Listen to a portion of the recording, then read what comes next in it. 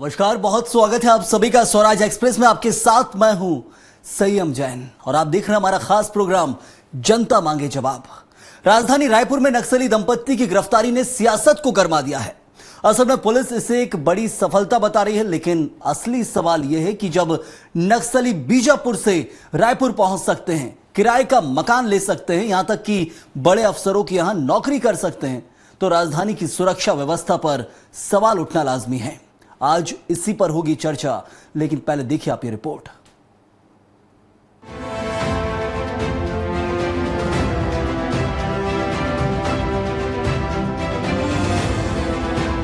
छत्तीसगढ़ में एक बार फिर अर्बन नक्सली और उससे जुड़ी सियासत गर्मा गई है। रायपुर पुलिस ने चंगोरा भाटा इलाके से एक नक्सली दंपत्ति को गिरफ्तार किया है। बताया जा रहा है कि जग्गू उर्फ रमेश कुरसम और उसकी पत्नी कमला कुरसम बीजापुर के रहने वाले हैं। दोनों ने इलाज के बहाने किराए का मकान लिया था और लंबे वक्त से रायपुर के अलग अलग इलाकों में रह रहे थे। राजधानी में नक्सली पकड़े जाने को लेकर सियासी बयानबाजी शुरू हो गई। कांग्रेस भवन में होंगे तो बताओ, हम जाएंगे, हमारी पुलिस पकड़ेगी और विष्णुदेव साय की सरकार है, जहां भी रहेगी कालर पकड़ के खींच के लाके जेल में डालेगी।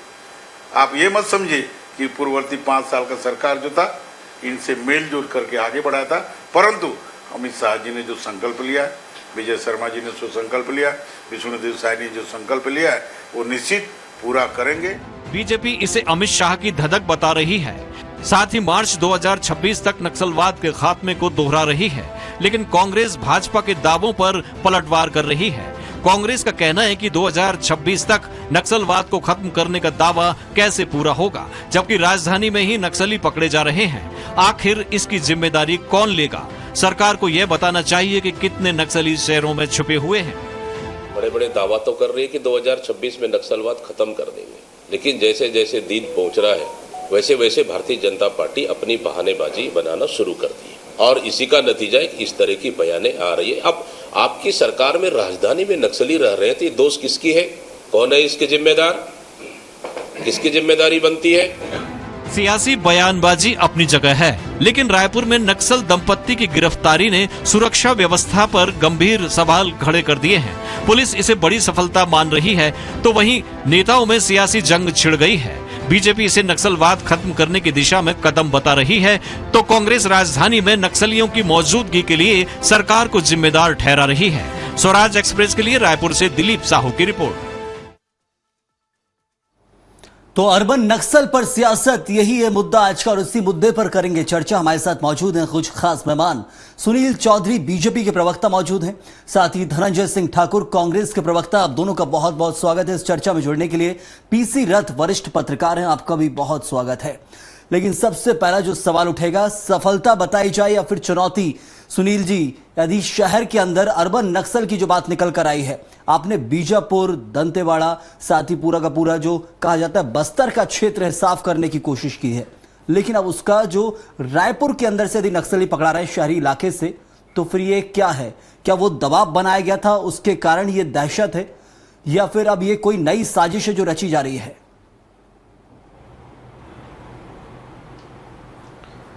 राम राम, जय जोहर, जय छत्तीसगढ़।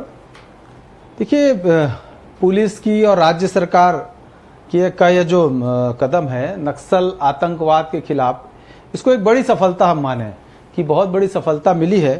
जो फर्जी पहचान बना करके और इस तरीके से जो लोग रह रहे थे उनको ट्रैक करके गिरफ्तार करके यहाँ की सुरक्षा को सुनिश्चित करने का काम सरकार और पुलिस प्रशासन कर रहा है। और ये घटना साबित करती है कि कानून व्यवस्था जो है नक्सलवाद को लेकर के वो मजबूत है और मजबूती से सुरक्षा एजेंसियां जो है वो पूरी तरीके से सक्रियता के साथ काम कर रही है। रायपुर में जो अर्बन नक्सली पकड़ाए हैं वो आतंक के खिलाफ और षड्यंत्र के खिलाफ जो जीरो टॉलरेंस की हमारी नीति है, निश्चित रूप से उस दिशा में सरकार आगे बढ़ रही है। और हम तो कह ही रहे हैं ना कि नक्सलवाद का खात्मा हमको करना है 2026 मार्च तक, और उस दिशा में लगातार सरकार काम कर रही है, लगातार सरकार आगे बढ़ रही है। तो ये लेकिन एक प्रश्न उठता है कि लेकिन ये चुनौती है एक तरह से ये भी देखना चाहिए कि अब एक नया सवाल उठ गया है। कानून व्यवस्था के लिए सफलता है क्योंकि 2 पकड़ा गए, लेकिन नहीं पता है ना कि कितने और बैठे हुए हैं शहर में। नहीं, जितने भी बैठे हुए हैं, शहर में बैठे हो, चाहे जंगल में बैठे हो, चाहे किसी कोने में बैठे हो, धरती में हो, पाताल में हो, आकाश में हो, कोई नहीं बचेगा।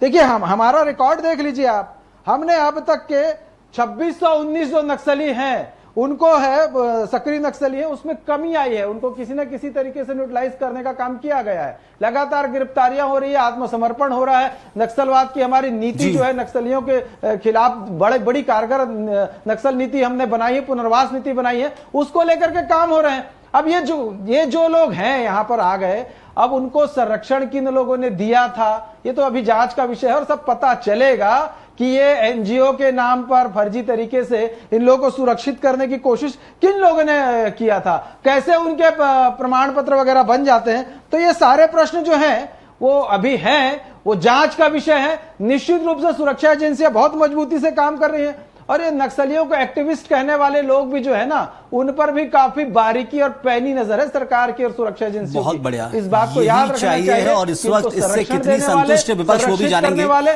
किसी को नहीं छोड़ेंगे। जरूर सुनील जी। धनंजय जी, संतुष्ट है आप इस जवाब से कि आप जिसे बोलते हैं कि सुरक्षा व्यवस्था पर सवाल है, वो असल में जवाब है सुरक्षा व्यवस्था के कि शहर में नक्सली पकड़ाए हैं?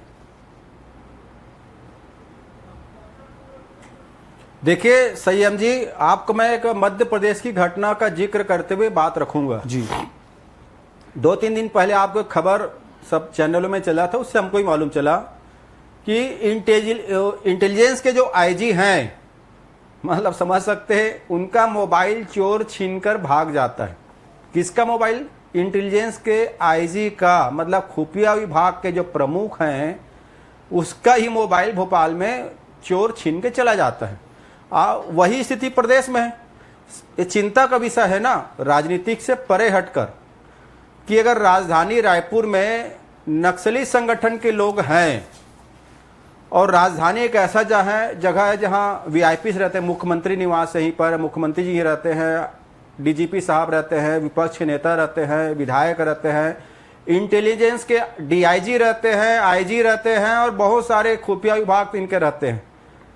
उसके बाद इस प्रकार से नक्सली का यहाँ रहना, और वो भी नक्सली जो इतने चतुर निकले रणनीति में कि वो किनके नौकरी करते हैं? सरकारी विभाग के अधिकारियों के यहाँ। मतलब वो क्या सरकारी तंत्रों की खुफिया जानकारी एकत्रित करके क्या संगठन को दे रहे थे, किस प्रकार से मूवमेंट चलेगा, क्या इसकी जानकारी दे रहे थे? ये बहुत बड़ा सवाल उठता है। जहां दावा सरकार करती है कि हमारी इंटेलिजेंस मजबूत है, हमने कई बार देखा है इंटेलिजेंस फेलियर के चलते नक्सली हमले करते, जब हमारे जवान भी शहीद हो चुके हैं। जरूर इतिहास कई जगह ग्रामीण हताहत हुए हैं। तो ये तो समझ में आता है कि प्रदेश का खुफिया विभाग नाम मात्र का है, और खुफिया विभाग का मूल काम विपक्ष नेताओं पर नजर रखना, इस प्रकार के आपराधिक कृत्य के व्यक्तियों पर नजर रखना नहीं है। और एक बहुत चिंता हो जाता है जब राजधानी रायपुर में एक ही पकड़ाया है ना, पता नहीं और कितने छुपे हुए हैं, बिलासपुर में कितने हैं, सवाल बना हुआ है कि जो कांग्रेस के लिए में कहां पर हैं, ये तो चिंता का विषय है ना। निश्चित तौर पर पीसी रथ साहब ऐसा क्यों होता है? पीसी रथ साहब से जान लेते हैं। होना चाहिए, लाल आतंक का दंश हमने भी झेला है। पीसी रथ साहब, ऐसा क्यों हो रहा है? जो कांग्रेस के लिए चिंता का विषय है वो बीजेपी के लिए सफलता का विषय है। शहर के अंदर नक्सली पकड़ा रहे हैं, ऐसे में चिंता जग जाहिर है कि आखिर कितने और बैठे हुए हैं। लेकिन कांग्रेस का इस सवाल वाजिब भी है, लेकिन बीजेपी बोल रही है सफलता है हमारी कानून व्यवस्था की, वो पकड़े गए हैं। जी देखिए, अभी जो केंद्रीय गृह मंत्री के दिए गए टारगेट के हिसाब से 2026 के 31 मार्च तक नक्सल उन्मूलन का जो अभियान सरकार चला रही है केंद्रीय फोर्सेस के साथ में, तो उसमें राज्य सरकार की ओर से तो ये क्लियर कट बयान आएगा ही कि देखिए हम जंगल में जो कार्रवाई कर रहे हैं उससे घबरा करके जो लोग शहरों में आए हैं उनको भी हम शहर तक पहुंच के पकड़ पा रहे हैं।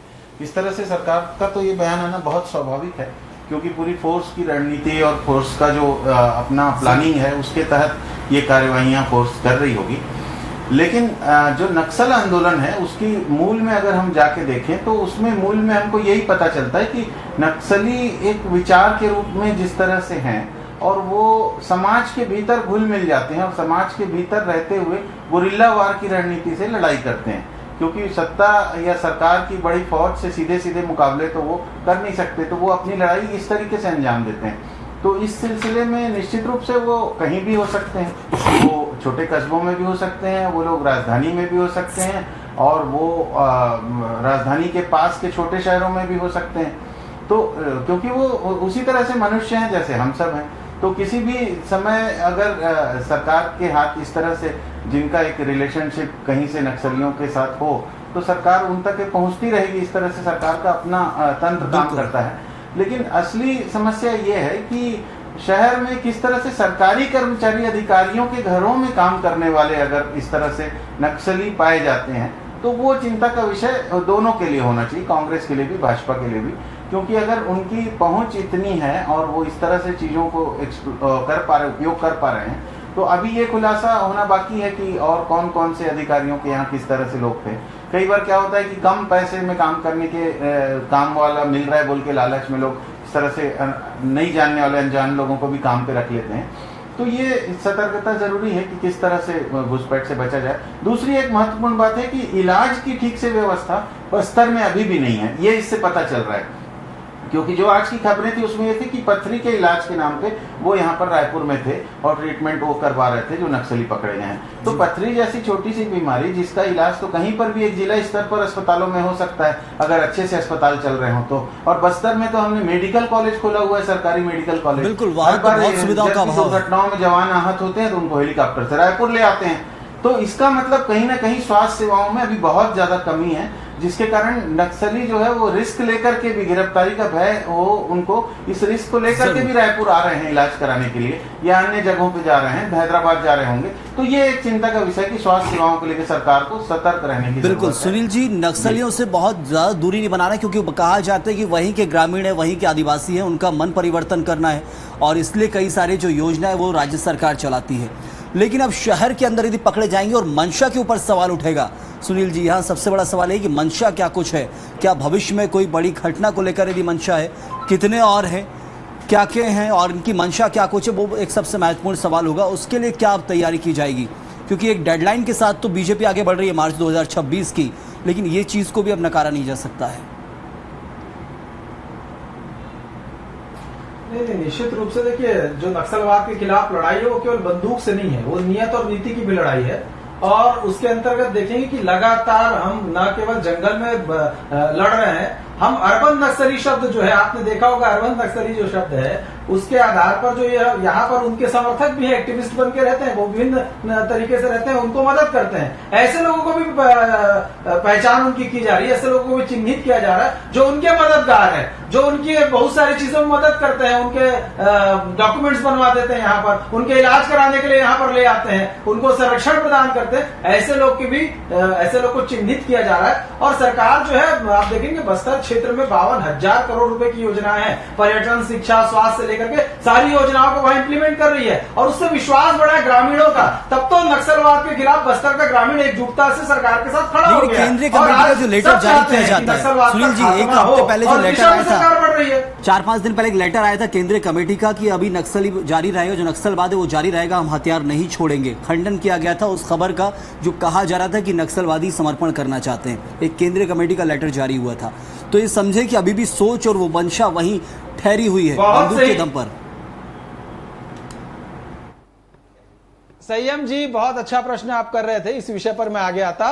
देखिए, आज तक इसके पहले इतिहास में आपने नहीं सुना होगा कि नक्सलियों के बीच में दो फाड़ हो गया हो। नक्सली जो है एक कुछ और कह रहा हो, दूसरा कुछ और कह रहा हो, यह पहली बार हुआ है। और उसका मूल कारण है कि हम जिस तरीके से नक्सलवाद को खत्म करना चाहते हैं उसमें पूरी मजबूती के साथ काम कर रहे हैं। इसलिए नक्सलियों की स्थिति हो गई है कि एक उनका कैडर कहता है कि हम बंदूक छोड़ना चाहते हैं, आत्मसमर्पण करना चाहते हैं और लोग कर भी रहे हैं, और एक कहता है कि हम लड़ना चाहते हैं। तो ये इतिहास में कभी आपने नहीं देखा होगा। और दूसरा, अभी कांग्रेस के सम्मानित साथी कह रहे थे कि हमारे मध्य प्रदेश के अधिकारी का जो है मोबाइल चोरी हो गया, कोई लूट करके ले गया। इनके कांग्रेस के कार्यालय में इनके प्रदेश अध्यक्ष सम्मानित दीपक बैज जी का मोबाइल चोरी हो गया था। कौन चोरी कर लिया था, किस देश से चोरी कर लिया था, क्या हुआ उसका नहीं बताएंगे भैया। देखिए, ये घटनाएं हो जाती है, लेकिन नक्सलवाद के खिलाफ पूरी मजबूती से यह सरकार खड़ी है। हम अपने लक्ष्य के अनुरूप काम कर रहे हैं। ये 6 महीने और हैं, बिल्कुल हम कह रहे हैं कि जो दावा है उस पे काम जरूर किया जा रहा है। धनंजय जी, मानते हैं वाकई की जो एक डेडलाइन सेट की गई है उसको बीजेपी हासिल कर लेगी मार्च 2026, फिर तो ये सारे शब्द खत्म हो जाएंगे, चाहे अर्बन नक्सलवाद हो या फिर जो नक्सलवाद के क्षेत्र में नक्सलवाद हो। निश्चित तौर पर नक्सलवाद खत्म होना चाहिए, ईमानदारी से नक्सलवाद को खत्म करने काम करना चाहिए। और अभी अच्छा बात कहा सुनील चौधरी जी ने कि प्रदेश कांग्रेस अध्यक्ष दीपक बैज जी का मोबाइल चोरी हो जाता है। यही तो सवाल उठ रहा ना, कहाँ है आपकी सुरक्षा, कहाँ है आपकी इंटेलिजेंस, कहाँ है आपके पुलिस। सुन लीजिए ना, ऐसे नहीं चलता ना, सुन लीजिए ना, सुन लीजिए।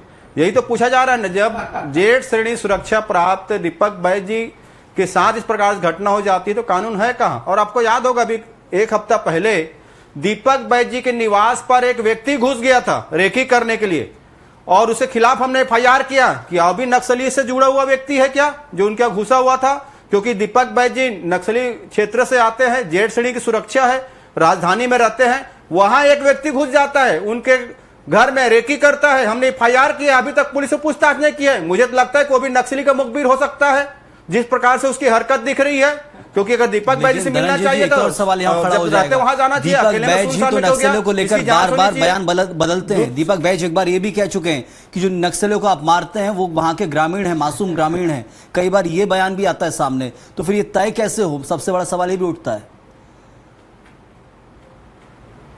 सुनिए ना, निश्चित तौर पर अगर कोई मासूम मारा जाएगा, अगर वहां के ग्रामीण बताएंगे तो उसकी बात हम उठाएंगे। हम नक्सलियों के पक्ष में कभी नहीं रहे, पर क्या वहां के मासूम अगर मारा जा रहा है तो हम लोग चुप रहे? हमने उसी मासूम की बात की, हमने सरकार से कहा जांच होनी चाहिए। अगर वहां के ग्रामीण कह रहे हैं कि मारा गया व्यक्ति उसमें 2 व्यक्ति निर्दोष है तो जांच होनी चाहिए ना। वहां के लोगों के विश्वास होनी चाहिए सरकार पर कि सरकार ने जो वहां पे जांच करवाई और जो गलत हुआ उसके साथ। तीसरी बड़ी बात मैंने कहा ना, इंटेलिजेंस फेलवर, इतना बुरा स्थिति इस प्रदेश में आप देखेंगे अंतर्राष्ट्रीय गैंग आके यहाँ फायरिंग कर जाता है। क्या इंटेलिजेंस सोया हुआ है? अभी इनकी पुलिस खुद कह रही कि पाकिस्तान से ड्रग्स यहाँ पे आया है, कब से आ रहा है क्या पता नहीं। क्या इंटेलिजेंस सोई हुई है? अभी आप यहाँ पे देखेंगे नक्सली पकड़े जाते हैं। मैं कहता हूं इंटेलिजेंस क्या कर रहा है आपका? कई बार आपने खबरों में देखा होगा कि नक्सली जो है हमारे सैनिकों पर हमला कर देते हैं, बाद में खबर आती कि इंटेलिजेंस की चूक थी। मैं बोलता हूं राजधानी में सारे वीआईपी रहते हैं, मुख्यमंत्री जी रहते हैं यहाँ पे वीआईपी रहते हैं, नेता प्रतिपक्ष रहते हैं, विधायक रहते हैं, सारे अधिकारी यहाँ रहते हैं, इंटेलिजेंस डिपार्टमेंट एक पर है, फिर इतनी बड़ी चूक क्यों हुई है? मैं राजनीतिक बयानबाजी नहीं करना चाहता इसमें, मैं तो सवाल उठा रहा हूं प्रशासन के सिस्टम को लेकर ना। और वो नक्सली अगर कोई बड़ा मूवमेंट कर देते, बड़ी घटना कर देते तो इसकी जवाबदेही किस पर होती? सवाल उठेगा। पीसी रथ साहब, ये अर्बन नक्सल जो शब्द निकला है, क्या ये नक्सली मूव हो रहे हैं क्या वाकई ग्रामीण क्षेत्र से उन क्षेत्रों के अंदर? क्योंकि अब वहां पर सुरक्षा बलों का बड़ा दस्ता तैनात है। यदि गतिविधियों, यदि मंशा उनकी आज भी वही है, तो क्या ये भविष्य में किस बात का संकेत है? देखिए, इस बात को लेकर के लगातार केंद्रीय मंत्रियों की तरफ से भी और राज्य के गृह मंत्री का भी बयान आया है, विजय शर्मा का बयान भी आया था कि नक्सली आत्मसमर्पण करें और देश की मुख्य धारा में जुड़ें, उनको सत्ता हासिल करना है तो चुनाव लड़के सत्ता हासिल करें। ये बयान क्लियर कट सभी राजनीतिक धारा के नेताओं ने दिया है, कांग्रेस के नेताओं ने भी पहले दिया है, और अभी गृह मंत्री जो छत्तीसगढ़ के हैं विजय शर्मा, उनका लेटेस्ट बयान ये रहा है। बातचीत को लेकर कई बार बातें हुई हैं कि नक्सली भी फ्रंट पे बात करना चाह रहे हैं और सरकार को संवेदनशीलता से उनसे बात करनी चाहिए, क्योंकि एक बात तय है कि लंबे समय से जो लोग विचारधारा को लेकर के लड़ाई जंगलों में लड़ रहे हैं, वो उनका 2-3 जनरेशन चेंज हो चुका है, अब ये तीसरी जनरेशन है। अब इसमें वो जो आदिवासी युवा हैं वो एक अनथक लड़ाई में लगातार शायद उनके साथ नहीं चल पा रहे हैं। लगातार ये खबरें साहब, ये आत्मसमर्पण गारंटी है, मानसिकता वो छोड़ दी है, क्योंकि नक्सली ये भी सोचते हैं कि हम जिनके साथ थे हमने अपनों को खोया है, उनकी ये सोच रहती है। सुरक्षा बलों ने हमारे को मारा है, हम लोगों को मारा है, तो इसके बाद वो मानसिकता क्या खत्म हो सकती है? माना जाएगा क्या आत्मसमर्पण के बाद? देखिए, जगदलपुर शहर में कुछ ऐसे समर्पित नक्सली रहते हैं जो 25 साल पहले जिन्होंने, 20 साल पहले जिन्होंने आत्मसमर्पण किया, 15 साल पहले जिन्होंने आत्मसमर्पण किया, और अलग अलग अखबारों के, टीवी चैनलों के बयान, इंटरव्यूज उनसे लिए जाते हैं और उन लोगों ने उनके बारे में काफी कुछ बताया। जो अभी हिडमा करके बड़ा नक्सल लीडर है, जो बस्तर का ही लीडर है, जिसके बारे में बताया जाता है वो बड़ा खूंखार और हिंसक है, उसको हिडमा बनाने वाले जो उसके गुरुदेव हैं वो खुद समर्पित नक्सली के रूप में वहां पार्क में काम करते हैं। तो ऐसे बहुत सारे नक्सली हैं जिनको ऐसा लगा, समझ में आया वो चीज कि ये लगातार लड़ाई से कुछ हासिल नहीं है और समाज को बदलने के लिए ये सही रास्ता नहीं है। तो वो लोग वापस आए। लेकिन ये दोनों तरह की बात है। सरकार को अपनी सतर्कता तो छोड़नी नहीं चाहिए, क्योंकि संविधान के तहत समाज में शांति व्यवस्था सुरक्षा रखने की जिम्मेदारी सरकार की है। तो वो सरकार को वो सतर्कता कायम रखनी है, पुलिस फोर्स को चौकस रहना पड़ेगा।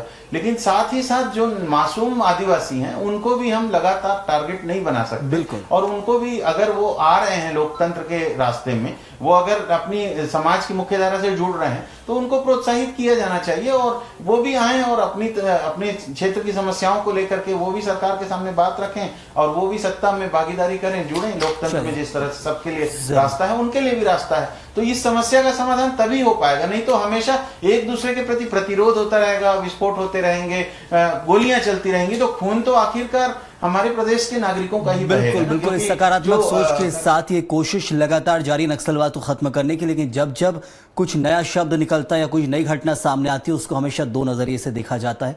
या तो ये कहा जाता है कि सुरक्षा में चूक है, या फिर जो पकड़े जाते हैं तो उससे अपनी सफलता बनाते हैं। ये हमेशा से चला आया। मैं बहुत शुक्रिया अदा करूंगा, वक्त इतना ही था। धनंजय जी आपका भी बहुत बहुत धन्यवाद, साथ ही सुनील जी आपका भी बहुत शुक्रिया, और पीसी रथ साहब आपका भी बहुत धन्यवाद इस चर्चा में जुड़ने के लिए।